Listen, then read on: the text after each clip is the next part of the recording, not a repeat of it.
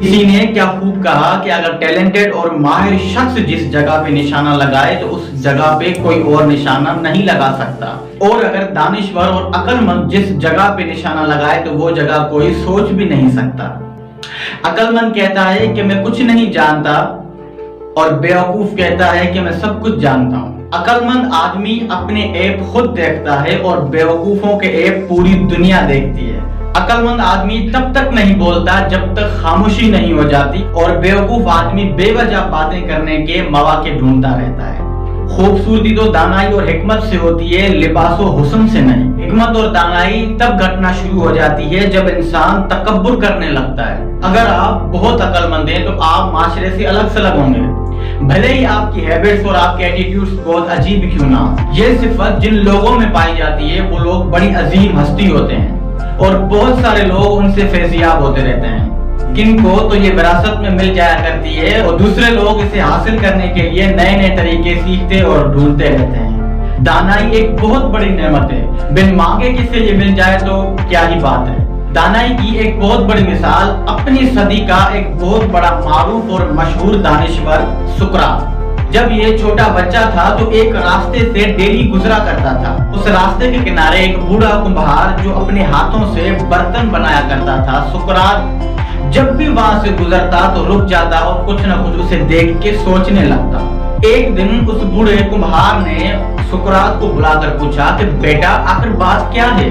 मैं रोजाना तुम्हें देखता हूँ कि जब भी तुम यहाँ से गुजरते हो तो साकित हो जाते हो और कुछ न कुछ सोचना शुरू कर देते हो। जी बाबा, मैं कुछ न कुछ सोचता रहता हूँ। आपके इस काम को देखने के बाद मेरे मन में कुछ सवाल पैदा होते हैं। तो बाबा ने कहा कि बेटा बताओ वो तुम्हारे सवालात क्या हैं? तो सुकरात ने कहा कि बाबा मेरे 3 सवाल हैं। उस बूढ़े कुम्हार ने कहा कि जी बेटा पूछो, कौन से तुम्हारे वो 3 सवालात हैं? तो पहला सवाल सुकरात ने पूछा कि बाबा ये जो तुम बनाते हो ये पहले कहाँ पे बनता है? तो बूढ़े कुम्हार ने जवाब दिया कि ये पहले मेरे ख्याल में बनता है। तो सुकरात ने फौरन से कहा कि हाँ बाबा मैं समझ गया।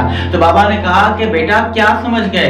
तो सुकरात ने जवाब दिया बाबा यही कि हर चीज तख्लीक से पहले ख्याल में बनती है, मतलब कि हम खालिक के ख्याल में पहले बन चुके थे, हमारी तख्लीक बाद में हुई। तो सुकरात ने दूसरा सवाल पूछा कि बाबा ये जो आप बर्तन बनाते हैं, जो अपने हाथों से आप इस तरह करके इनको एक शेप देते हैं, एक प्यारी सी सूरत बन जाती है, आप इसमें आखिर डालते क्या हैं?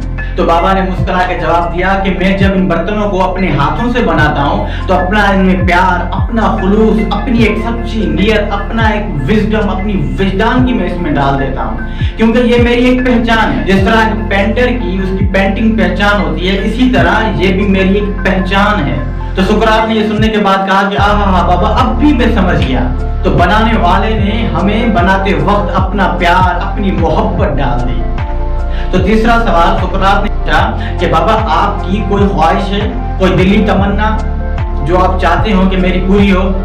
तो बाबा ने कहा कि जी बेटा मेरी एक बड़ी ख्वाहिश है, मेरी एक तमन्ना है, इन हाथों से एक मिट्टी का ऐसा बर्तन बना दूं कि दुनिया उसे देखती रह जाए और दुनिया का कोई भी आदमी उसे बना ना पाए। तो सुकरात ने फौरन से कहा कि हाँ बाबा अब भी मैं समझ गया कि बनाने वाला आने वाले वक्त में एक ऐसी तख्लीक करेगा कि दुनिया अश अश कर उठेगी। और वही हुआ कि खुदा ने एक ऐसी हस्ती बना दी कि जिसकी तारीफ अज़ल से लेके अबद तक है। तो बनाने वाले ने भी ऐसी तख्लीक कर डाली, ऐसी हस्ती बना डाली जो आज तक ना बनी और ना बनेगी। तो आप देख सकते हैं ये होते हैं दानिशवर, साहिबाने अकल। और दानिशवर लोग छोटे छोटे वाकया से बड़े बड़े माने निकाल लेते हैं, और बेवकूफ लोग बड़े बड़े वाकयात से भी कुछ सीख नहीं पाते। तो पहले भी मैं कह चुका कि ये सिफ्त जिस शख्स में पाई जाए वो अजीम हस्ती बन जाता है।